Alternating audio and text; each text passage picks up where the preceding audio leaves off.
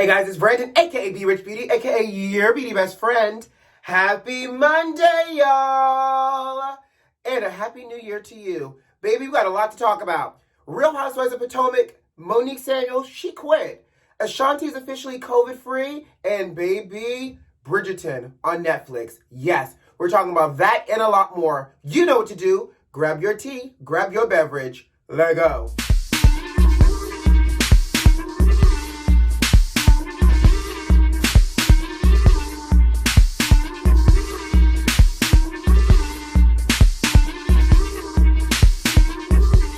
It's 2021. Oh, how I've missed you. Let me miss the ways. Officially another happy new year to you all. Guys, listen, did you have a great holiday? I took some time off. I realized that I was trying to do too much while also trying to spend time with family at the same time. So I said, you know what? Let me actually take some time off, disconnect, and jump back into it for 2021. So I truly have missed us getting ready in the morning together, but I'm so glad to be back embarking upon a new year in 2021. Did you set some New Year's resolutions for yourselves? I have a few action plans for myself, but let's just jump into it.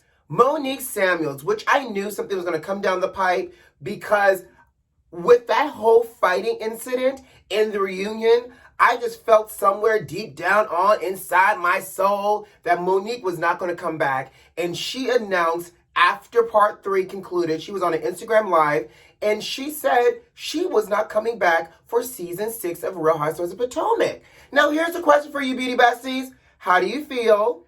Secondly, I actually think it's probably for the best. So MONIQUE went on her live, and she said that she was not coming back for a couple of different reasons. One, essentially, there was no returning back after such a huge fight like that. Not to mention, you had at least 3 of the housewives not wanting to interact with her. Candace, Robin, Giselle, right? Left her with only Karen and Ashley Derby that potentially would film with her or probably wanted to work with her. So to me, my insight alone, based off of, her saying that the fight happened, I feel like it would have turned into a hostile work environment. So for that, she's like, probably I don't want to return because of that. In addition, she also leaned into the fact that, with the rumor that Chris wasn't her baby's daddy, literally the baby's daddy, the rumors, she felt like that also attacked her family and the children. And y'all know, it's the unwritten rule in Housewives protocol that you don't bring the children involved. So she said between the rumors, the fight, and the fact that she saw herself on screen playing into every single stereotype of a black woman being angry and mad and all the other things, she decided that she was going to step away. Now, MONIQUE also went on to share a little tea with us. She said that she felt some kind of way because when they went for the reunion to check into the hotel, she realized that Bravo put her in a different hotel from the rest of the women. Exactly. She said, I felt disrespected. And she didn't realize she was in a different hotel until she called Karen and was like, girl, where you at? And Karen was like, you at the wrong hotel, boo. She was like, well, this is the hotel production gave us from the moment we got confirmed for the reunion.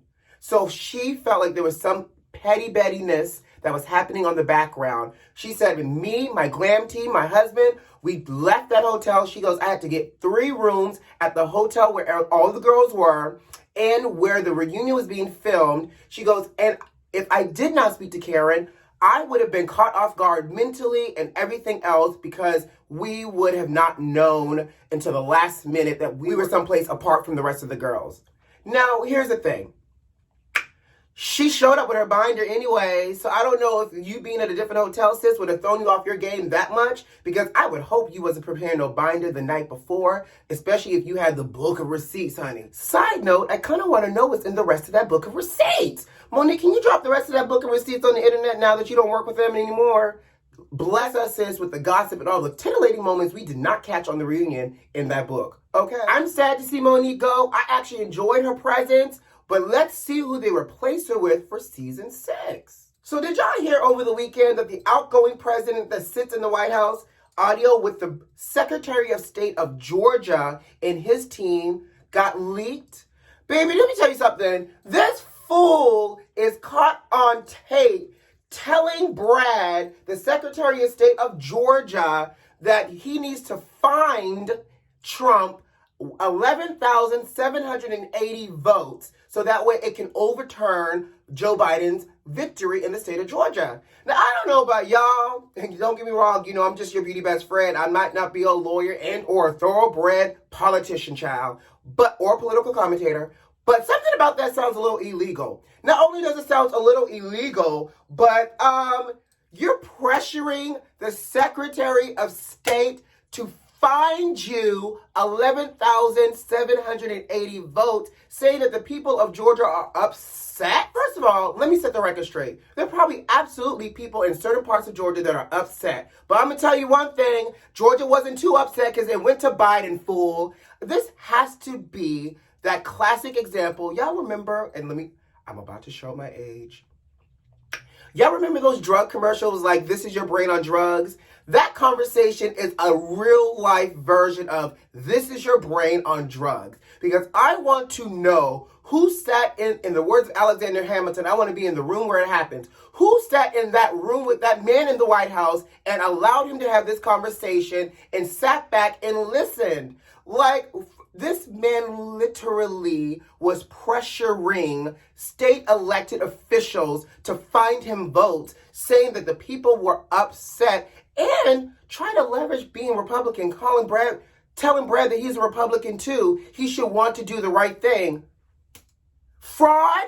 Let me tell you something. Y'all can follow that man on down to the jailhouse if y'all want to, because what we know for sure is when the people that align themselves with Trump do fraudulent things, they go to jail. And not only do they go to jail, y'all can play around and go to jail. He got 16 more days and you won't be pardoned by Biden, okay? Let me move on. Speaking of government people, did y'all hear about Mitch McConnell? Baby, the people have spoken and they said, give us free. Give us our $2,000 specifically. So it has been reported that Mitch McConnell's home got vandalized. Not only did it get vandalized, people spray painted on his front door, "Where's my money?" I know I should not be entertained about somebody's private property being vandalized, but there's something a little cosmic, a little karma, a little bit of the universe circling back around to give this man a little bit of authentic truth. This man single-handedly shot down the fact that the American people deserved $2,000, and now they spray painted it on his front door, "Where's my money?" Let me tell you something, Mitch. Mitch better have your money. I can't take it. Here's the thing. There's apparently no suspects found yet with this. Of course there isn't, because people ain't dumb. His neighbors probably saw this happening and turned the blind eye, or actually watched it eating popcorn. I would have watched it sipping my tea like, ooh. And then I would have called the rest of the family in the room, or FaceTime one of my good Judys talking about, hey, let me show you what's happening across the street from my house. They over here spray painting Mitch's front door, child. No, I ain't calling nobody's cops, because these people need that $2,000. Second of all, Mitch, you ain't got no ring on your front door so you can see the activities that's happening to help capture these suspects? Or did the suspects spray paint over the ring? I don't know, but Mitch better quit playing with America and run us our $2,000. I do not condone vandalism or any types of acts of violence, okay? So Ashanti has announced that she is officially COVID-free. First of all, congratulations, sis. We're happy that you're safe and now testing negative for COVID. Here's my question. Are we getting our Versus battle still on January 9th? Y'all know that's when they said they were rescheduling it. I hope we still get it. Again, I want to be able to sit there and figure out what jams Ashanti's about to bring to the table against Keisha Cole's and see this beautiful ghetto mess go down. I need Keisha Cole to put on her finest Mary J. Blige fashions and show up like she was ready to do the first go round. And Ashanti girl, don't go now catching food poisoning or something the day of, talking about now I'm sick again. Because what I won't be doing is coming back for a third time around if this gets postponed. January 9th is right around the corner. I can't believe that we're already in January and the 9th is literally right around the corner. So I will be having my popcorn ready for this versus battle. So, Bridgerton, Netflix, Shonda Rhimes, all the above. I have a love affair with this new show. First of all, Shonda Rhimes, girl, thank you, sis. Y'all know Shonda signed a multi-production deal with Netflix, and she came out the gate swinging. Because y'all know she left Disney. We talked about that earlier in the summer. And Shonda is the executive producer for Bridgerton on Netflix. Now, let me go ahead and give you a little backstory on Bridgerton. Baby, this show follows a very elite family in the 1800s in London called Bridgerton. So apparently, because, I had to do some stalking and read up. So the show is based off of a series of books. In total, there's 8 books. So I think we're about to get, hopefully, if this is successful, we'll get 8 different seasons, hoping. I know that's a long run, but from my understanding, each book is based off of one of the children in the family. And they started off with Daphne, who's the oldest daughter. And this is high society. So back in the day, when girls used to be debutantes, and in the spring, summer season, they would come out to try to find their matches. So it's all types of pomps and circumstances, beauty besties. And I love a good pomps and circumstance, child. Not only is it pomps and circumstance, but it follows 2 major families, the Bridgertons and the Feathertons, and one mysterious gossip journalist called Lady Whistledown.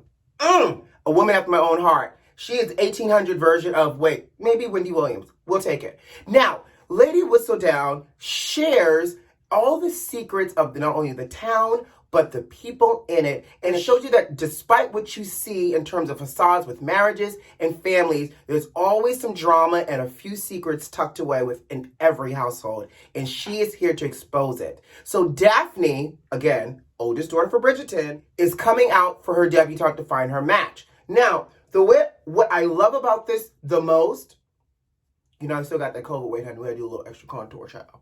What I love about it the most is the fact that the cast is interracial. Not only is the cast interracial, it really paints a beautiful, mixed race culture that didn't really exist in 1800s in London, child. But it exists in this story for a couple of reasons. One, there's a black queen.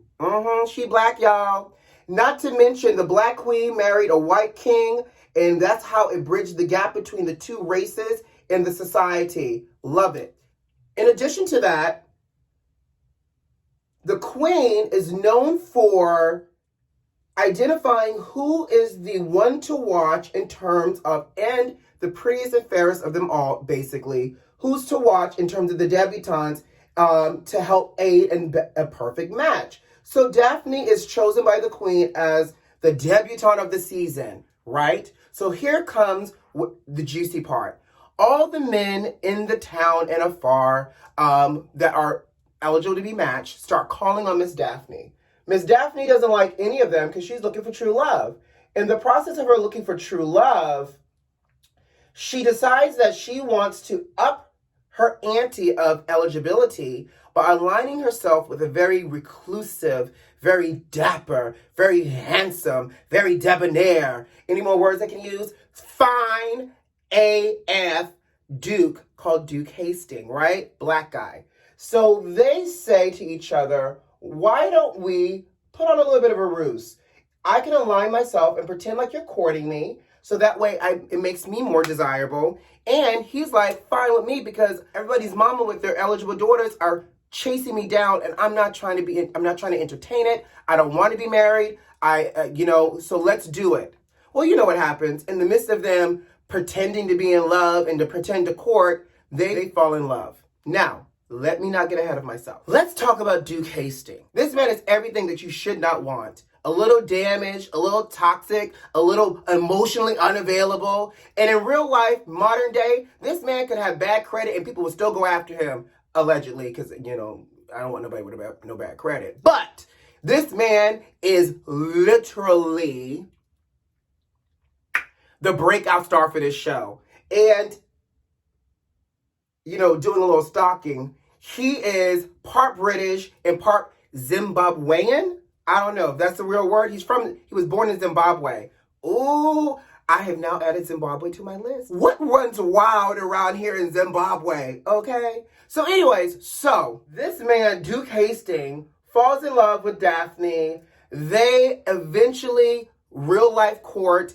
He, of course, again, I don't want to give it away. Okay, so I'll just say this. They eventually court, they eventually get married, and they have to struggle through the initial phases of marriage until they hit their sweet spot. And when I say hit their sweet spot, for those that have seen this show, you know exactly what I'm talking about. There is one episode alone that you're just like, Lord Jesus, take the wheel. Amen, and everybody else. I don't know who y'all pray to, but that will have you praying to something, okay? So you have them, end up getting married, finding the inner workings of their marriage, and you also have one of the sisters trying to figure out who the gossip columnist is.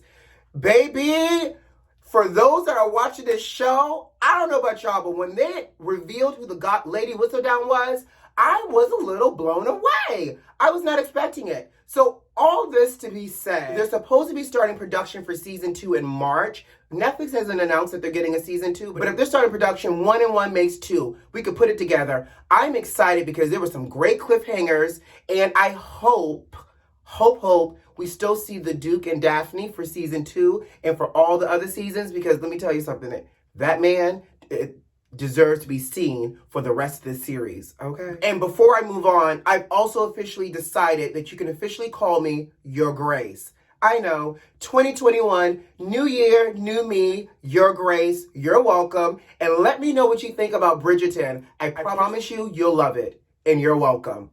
Before I get out of here, Pat McGrath, the famous makeup artist, the amazingly talented makeup artist, just got her damehood from Queen Elizabeth II.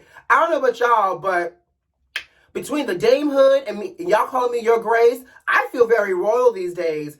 Congratulations to Pat McGrath. She is, like I said, a famous makeup artist. She's a Black makeup artist. She's been in the industry for so many years. She has her own makeup line, and she's super talented. And I think it's so great to see someone of color with a damehood. And so congratulations to you, Pat McGrath. If you're not familiar with Pat McGrath, please check her out. Her work is just absolutely stunning. Now, I got to go. Guys, you know what to do. Subscribe to the channel if you like this video if you like, and leave me a comment. And by the way, are those notifications turned on? I hope so. Who loves you? I do. See you Wednesday. Bye.